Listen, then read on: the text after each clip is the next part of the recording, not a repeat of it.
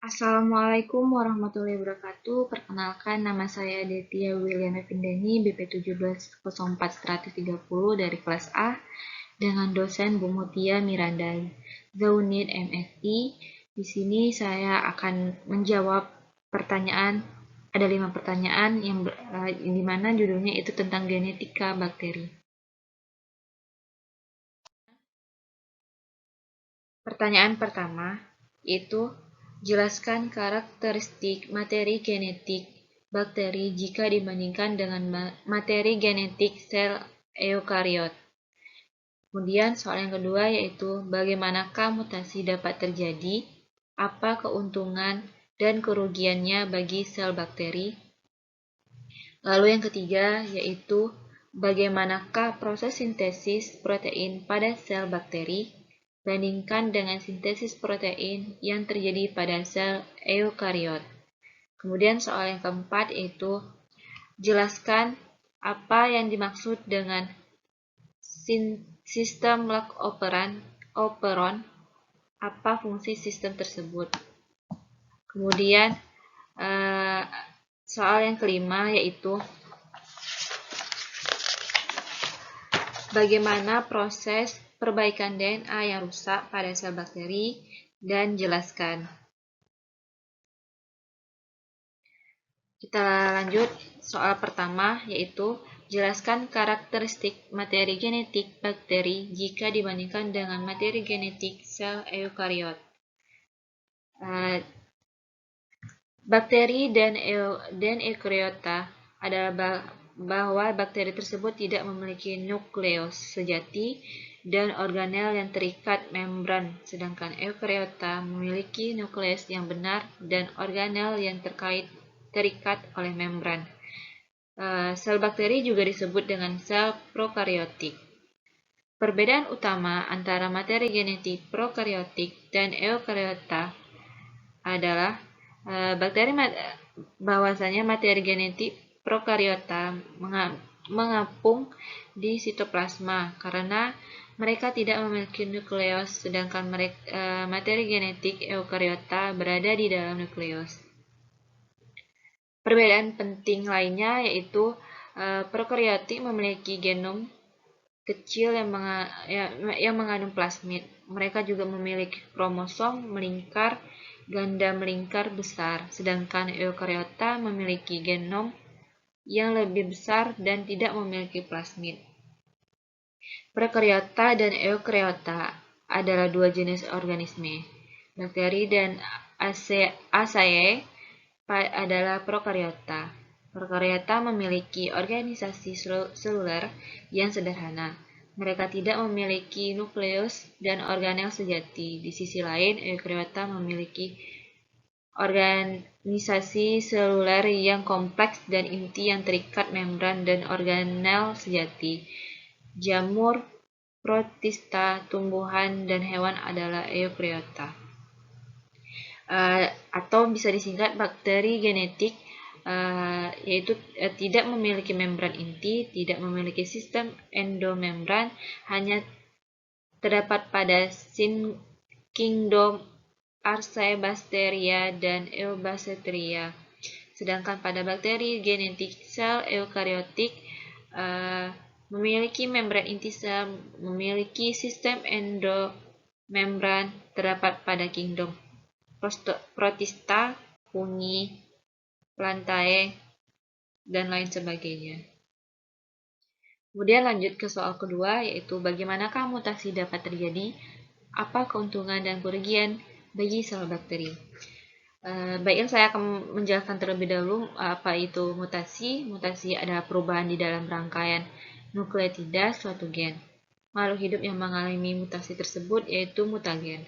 Mutasi bersifat acak, di mana 90%-nya sesungguhnya yaitu bersifat merugikan bagi individu atau populasi suatu spesies. Makhluk hidup akan selalu berusaha untuk menyesuaikan diri terhadap lingkungan yang selalu berubah-ubah karena alam tidak selalu konstan.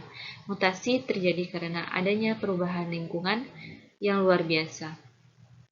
Sesungguhnya mutasi itu dimaksudkan untuk menghadapi perubahan alami yang sewaktu-waktu akan timbul. Kalau perubahan itu sudah terjadi,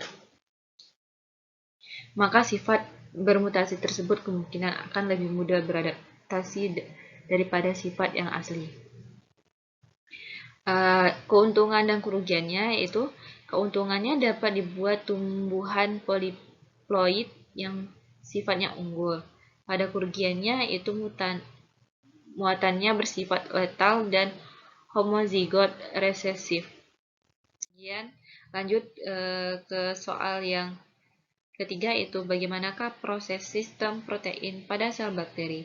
Bandingkan dengan sintesis protein yang terjadi pada sel eukariot. Sintesis protein adalah proses pembentukan protein. Sintesis protein terdiri dari dua langkah, yaitu transkripsi dan translasi, di mana transkripsi adalah proses penyalinan kode-kode genetik yang ada pada urutan DNA menjadi RNA yang berlangsung di nukleus. Sedangkan pada translasi adalah proses penerjemahan untuk nukleotida yang ada pada molekul mRNA menjadi rangkaian asam amino yang menyusun suatu polipeptida atau protein yang berlangsung dalam ribosom. Dalam masing-masing tersebut ada tahapnya, yaitu ada 3 langkah: inisiasi, elongasi, dan terminasi. Tahap sintesis protein pada sel prokariotik tidak terputus dan bersambung, artinya tahap translasi dapat dilakukan meskipun tahap transkripsi belum selesai. Hal ini dikarenakan sel prokariotik tidak memiliki inti sel sehingga tahap transkripsi dan translasi dilakukan di sitoplasma. Pada eukariotik, tempat sintesis proteinnya berlangsung di 2 tempat, yaitu nukleus atau inti sel dan sitoplasma. Di nukleus terjadi proses transkripsi DNA, di mana DNA akan diubah menjadi mRNA. Setelah mRNA terbentuk, selanjutnya mRNA akan keluar dari pori nukleus menuju ke sitoplasma untuk melakukan kegiatan sintesis protein. Dalam tahap sintesis protein ini memiliki tahap inisiasi, elongasi, dan terminasi, sehingga terbentuklah asam-asam amino atau polipeptida yang spesifik. Sementara itu, proses sintesis protein pada prokariotik atau bakteri berlangsung hanya di sitoplasma atau sitosol saja, di mana sitoplasma terjadi pemrosesan DNA menjadi mRNA. Kemudian di tempat yang sama, maka mRNA akan melakukan proses inisiasi, elongasi, dan terminasi yang dibantu oleh antikodon tRNA yang membawa asam amino spesifik dengan mRNA. Kemudian ada tahap sintesis proteinnya. Kemudian kita lanjut ke soal yang keempat, yaitu jelaskan apa yang dimaksud dengan sistem Lac-Operon atau apa fungsi sistem tersebut. Sistem Lac-Operon adalah sistem pengendalian ekspresi gen-gen yang bertanggung jawab di dalam metabolisme laktosa. Sistem tersebut pertama kali ditemukan pada bakteri Escherichia coli oleh François Jacob dan Jacques Monod pada akhir tahun 1950-an. Operon laktosa terdiri dari 3 gen struktural utama, yaitu gen laktosa Z mengkode enzim beta-galaktosidase yang menghasilkan 2 monosakarida, yaitu glukosa dan galaktosa. Gen yang laktosa Y mengkode permease galaktosida, yaitu enzim yang berperan dalam pengangkutan laktosa dari luar ke dalam sel, dan gen larutan A mengkode enzim transacetilase tiogalaktosida yang perannya belum diketahui secara jelas. Ketiga gen struktural tersebut dikendalikan ekspresinya oleh satu promoter yang sama dan menghasilkan satu mRNA yang bersifat polisistonik. Selain ketiga gen struktural tersebut, juga terdapat gen regulator laktosa 1 yang mengkode suatu protein represor dan merupakan bagian sistem pengendalian operan laktosa. Fungsinya yaitu untuk menyajikan